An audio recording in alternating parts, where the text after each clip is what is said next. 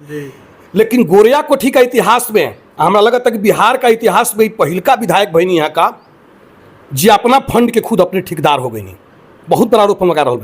एक आदमी के ये आदमी जितना पैसा लूट दिया विधायक, तब सीधे आपको आरोप लगा रहे हैं। यहाँ गांव का एक एक व्यक्ति जान गया है, जैसे अखबार में आता है चाहे समाचार आता है कि फलाने जगह सड़क का शिलान्यास हुआ तो गांव का आम आदमी कहता है कि विधायक काम के पारदर्शिता जौन होला यहाँ का भ्रष्टाचार में पारदर्शिता ले दिल बनी। जौन गरीब का घर के बच्चा जा रहा बा आंगनबाड़ी में पढ़े खातिर, अब दूसर कागज ओकरा मुँह के निवाला तक ले छीन लिया जाता। बहुत स्थिति, लेकिन यहाँ का विधायक भइला के बाद पैसा जानते नहीं वो ऊपर के कितना हो गई 2500 रुपया। आज का तारीख में प्रत्येक सेंटर चलावे वाला का 2500 रुपया देवे के बाद सीधे आरोप लगाए हम विधायक जी पर, दल हमार ना हो बिल्कुल, लेकिन वो काम वहाँ का मद के अकेले करौले बा। ये कंडीशन पर कि पूंजी तहार रही, आधा मुनाफा तहार आधा मुनाफा हमार, कि मरुआ हिस्सेदार बानी। राउर भी खोराकी आवत है, राउर भी खोराक की जैसे आवता कि आधा तहार आधा हमार। अभी जो गोरिया कोठी में काम भइल वहाँ के जो तथाकथित पीए 4 गो काम उनकरा माध्यम से करा करके, चूंकि वर्कर के लिए तो भंडा फूट जाए, 5 गो काम उनका माध्यम से ऐच्छिक मद के करा के ओकर मुनाफा अपने रख ले गई।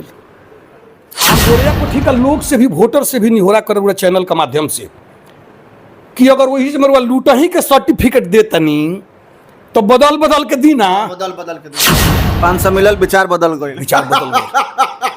अभी जो जिला अध्यक्ष बड़न पूर्वी के जिला अध्यक्ष, इससे हमको नाम तो जोड़ले रही, हमरा से प्रेशर दे करके कटवा दहल गई। ओसन कार्यकर्ता के नाम, वैसन कार्यकर्ता ग्राउंड स्तर के कार्यकर्ता के नाम। ओमे दरबारी कवि एक आदमी माने वहाँ के जो जना के देहाती भाषा में कहल जाला मैंने चमचा, वो कहल तो नजदीक बा, वो पैसा बटैला पर से तो कहल नजदीक बा। हम तो गाड़ी वाला से बात कैले रहनी, हम वो 1500 रुपया में तैयार बा। दरबारी कवि कहल है। हाँ, काशी महाराज के चमचा नहीं सुन ले काजी, आज तो बहुत लगता है कि धूप है तो जी हो जो बुझाता कि पीठ जड़ जाई, तुरंत कहते नहीं लागत कि जी बुझाता कि बरस जाई तुरंत।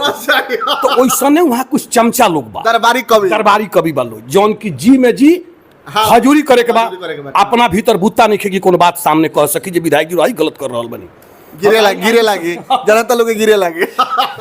सही बात बोलनी रहे। तो 2-2000 रुपया दिया गई रहे, तो कहल 1500 रुपये गाड़ी वाला तैयार है, तो बहुत गलत हो गया। सर जी फोन लगाओ, जी फोन लगाओ। सब मंडल अध्यक्ष लोग के फोन लागल, फिर बोलवावल गई।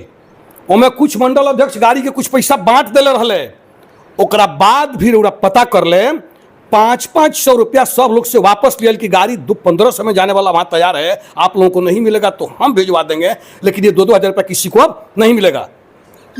हमरा से सब लोग कहल, चूंकि यहू दल में जो लोग बा ये स्थिति आ गई बा, अब वर्कर का प्रति गलती से भी उनका 500 रुपया के मुनाफा मत हो जाओ, इतना बात पर ध्यान दिले विधायक जी।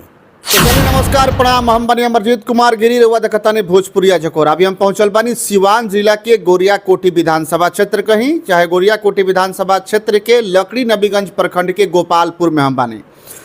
रउआ सबके बता दी कि गोपालपुर पंचायत के वर्तमान सरपंच लवलीन चौधरी हमरा साथ में बानी और तमाम बातचीत करे। हमनी के कार्यक्रम चलता विधानसभा चुनाव के लेकर के, अलग अलग जनप्रतिनिधि लोग से, जनता से मिल करके राय जाने के प्रयास चलता कि क्षेत्र में मौजूदा विकास कितना भइल बा और हालात का बा, क्षेत्र के टेम्परेचर का बा। चूँकि रउआ सब जानता नहीं कि मात्र 2 से 3 महीना 4 महीना के बीच में चुनाव होके वाला बा विधानसभा क्षेत्र के, और हमनी के क्षेत्रीय चुनाव बा, ऐसे हमनी के क्षेत्रीय चर्चा करप्शन।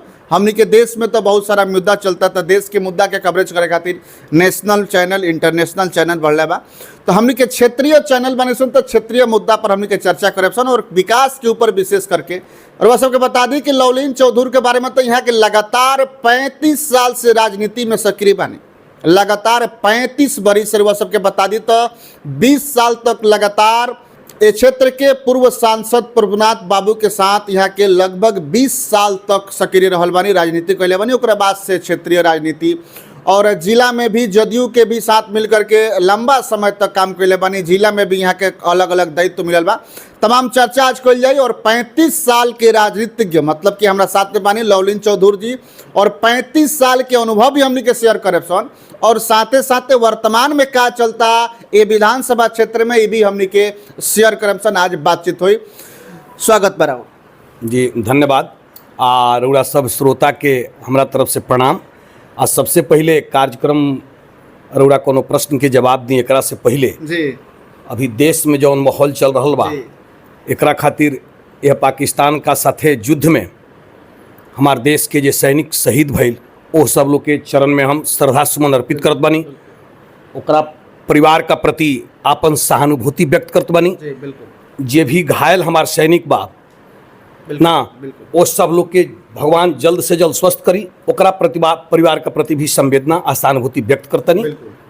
चलिए तो शुरुआत कर जाओ। 35 साल से राजनीति में लगातार सक्रिय रहल बनी रहुआ जी और 35 साल के अनुभव देखल जाओ तो हमरा बुझाता है कि एगो इंसान के लगभग उम्र के आधा उम्र हो गई जी 35 साल और राजनीति में लगातार सक्रिय बानी। विधानसभा के चुनाव आवे वाला बा।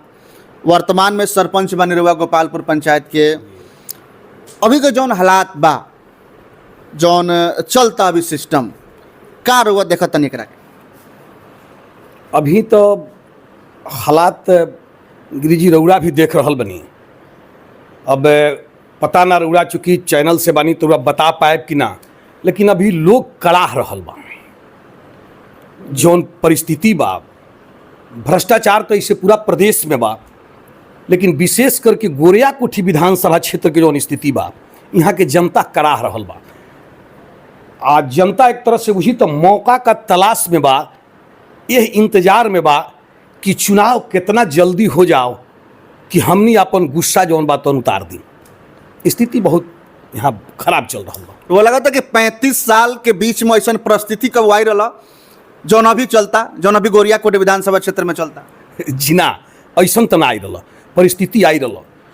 परिस्थिति मान ली कि एकरा पहले भी जो लोग विधायक रहल इसे सदैव भी विधायक रही, लोग उबल रहे, कुछ गलती का चलते लोग बदलल भी, लेकिन अब लोग का लागता कि जे एकरा पहले रहे वो शायद से बेहतर रहे। अभी के स्थिति में रूरा पंचायत से लेकर के आज जिला मुख्यालय तक प्रखंड तक एक व्यक्ति के कोनो छोटा सा भी काम नहीं खे जौन की बिना रुपया पैसा के होत होखे। अभी लोग यह कह रहा बा कि विधायक एमपी कौनो पद बनवला के का मीनिंग बा। बिल्कुल सच्चाई बात। जब हमार बिना पैसा के कोनो हमार काम दा हो, हम मार खा के जातनी थाना पर जब तक पैसा नहीं खी देत हमारे FIR नोट नहीं खे हो। सच्चाई भाई। हमरा पॉकेट में पैसा नहीं खे, बेटा के बेटी के नामांकन खातिर जाति आय निवास बनवावे के बाद हमरा बगल में पैसा नहीं खे, हमारा काम नहीं खे हो। हमरा पॉकेट में पैसा नहीं खे, जमीन लिखा करके रखले बनी, अगर कहीं से जमीन लिखा लाई दाखिल खारिज हमार नहीं खे होत। बच्चा जौन गरीब का घर के बच्चा जा रहा बा आंगनबाड़ी में पढ़े खातिर, अब दूसर कागज ओकरा मुंह के निवाला तक ले छीन रहा जाता। बहुत स्थिति विपरीत बा, इसे सब लोग कड़ा रहल बा। यहाँ मतलब कि जौन गर्भ में बच्चा पलाता, जौना मातारी के पेट में बच्चा बा, ओकर आहार भी खाए के काम होता गोरिया कोठी विधानसभा। हाँ, ओकर भी खाए के होता। नमूना बा कि हम तो चैनल के माध्यम से कहब हम कि व्यक्ति जो कहत हो कि हम में शामिल नहीं खी, हम खुला व्यक्ति का विधायक जी के बोलते नहीं कि हमें शामिल नहीं खी। तो विधायक जी बोलता नहीं कि हम शामिल नहीं खी में शामिल।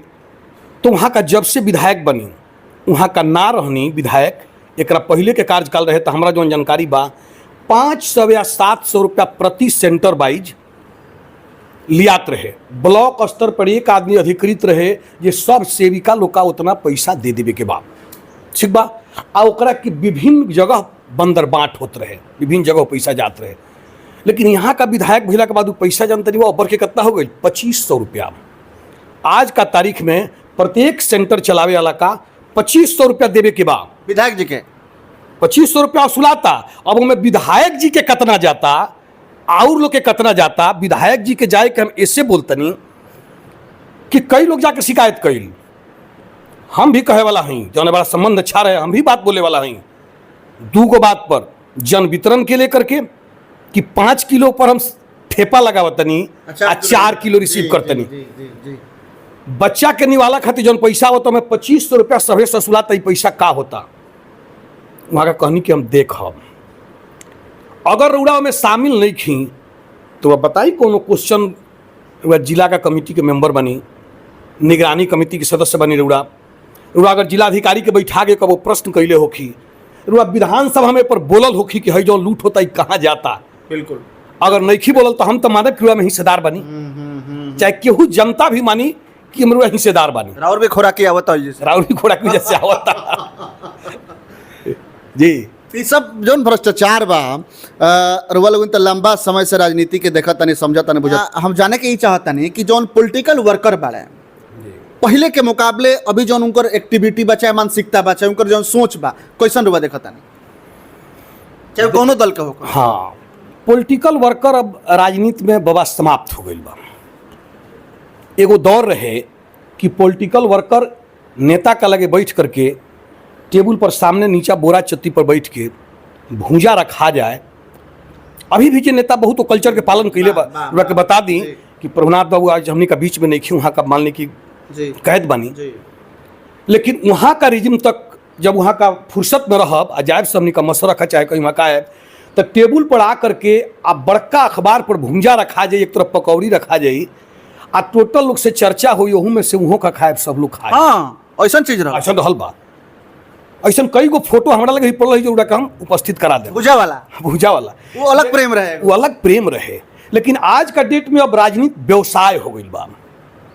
पॉलिटिकल वर्कर बोल के केहू नहीं खे, आ वर्कर के देखे वाला केहू शायद अब नेता भी वो टाइप के नहीं खे। प्रभुनाथ सिंह वो व्यक्ति के नाम रहे जो वर्कर के बारे में एगो अंतिम हमरा लागत कि ये पीढ़ी के वो अंतिम नेता बन जो अपना वर्कर के बारे में सोचत रहलन।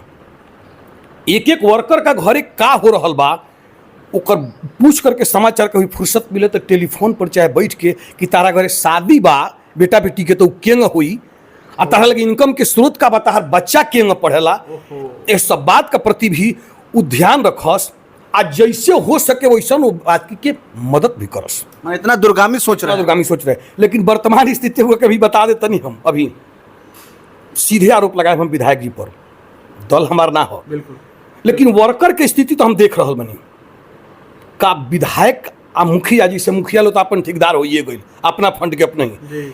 लेकिन गोरिया कोठी का इतिहास में हमारा लगा था कि बिहार का इतिहास में पहिलका विधायक बनी यहाँ का जी अपना फंड के खुद अपने ठेकेदार हो गई। नहीं बहुत बड़ा आरोप लगा रहा बनी, अपने फंड के अपने ठेकेदार हो गई। वर्तमान विधायक देवेश कांत सिंह के कहता है। हाँ वह क्या बोलते नहीं, चूंकि अपना फंड के अपने ठेकेदार एक आदमी बा जो बालू गिट्टी के दुकान बा ओकर गोरिया कोठी में मकान भी बनल बा, एक ही आदमी रकम प्रमाण देख बताओ तनी, ओकर नाम हमारा दिमाग से उतर रहल बा अभी।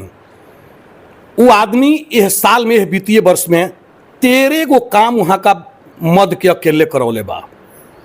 इस कंडीशन पर कि पूंजी तहार रही, आधा मुनाफा तहार आधा मुनाफा हमार।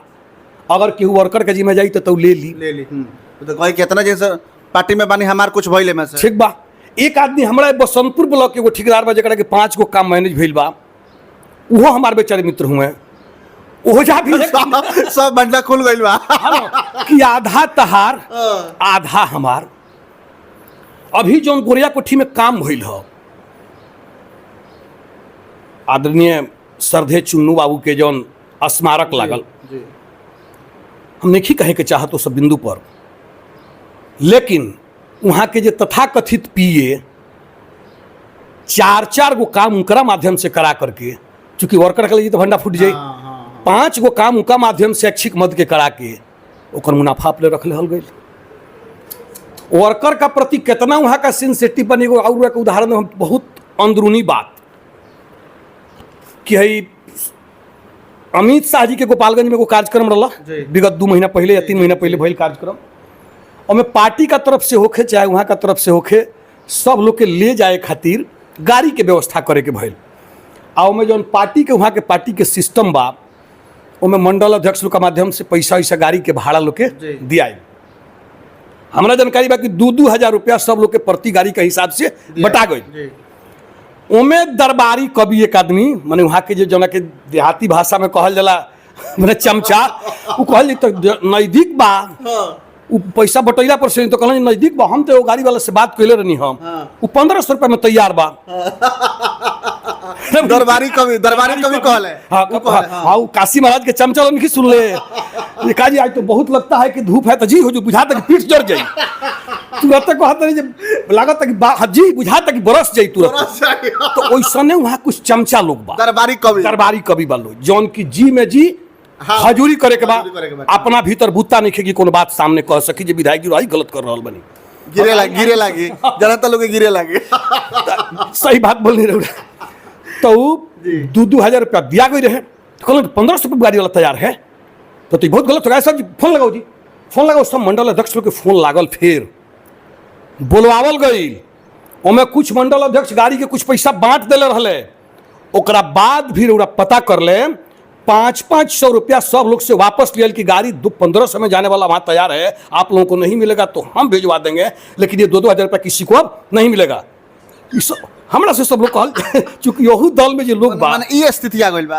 अब वर्कर का प्रति गलती से भी उनका 500 रुपया के मुनाफा मत हो जाओ इतना बात पर ध्यान दिले विधायक जी कि गलतियों से उनका लगे 200-500 रुपया मत चल जाओ यह बिंदु तक वहाँ के ध्यान रहेला तुमने ये मानसिकता के का कहें 35 साल से ये प्रकार के मानसिकता के का कहल ये मार्केट प्रकार के मानसिकता के स्वार्थी ओकरा कही ना सेल्फिश कि जो कुछ भी होगा हमारे लिए आएगा जो कुछ होगा हम बनेंगे हमारे पहले हमारे परिवार के लोग थे अब हम हैं हमारे बाद हमारे लड़के को लेकर के चलना है गोरिया कुछ में कुछ ऐसा लोग मिलत हुई जो खूब टाइट धोती कुर्ता पहनत हुई कहेला कि हम वहाँ का बाबा का बेरा रहनी तो वैसा लोग से अवसर पूछ है कि अब बाबा के भी जय जय कहनी बेटा के भी जय जय कहनी नाती के जय जय कर अब नाती के भी न्योता हकारी में लेके घूमता नहीं ओकरो जय जय करे काय मंद बुद्धि के ढोले बनी अरे वही पार्टी में करे के बाद तो तेज बुद्धि वाला के ढूंढी ना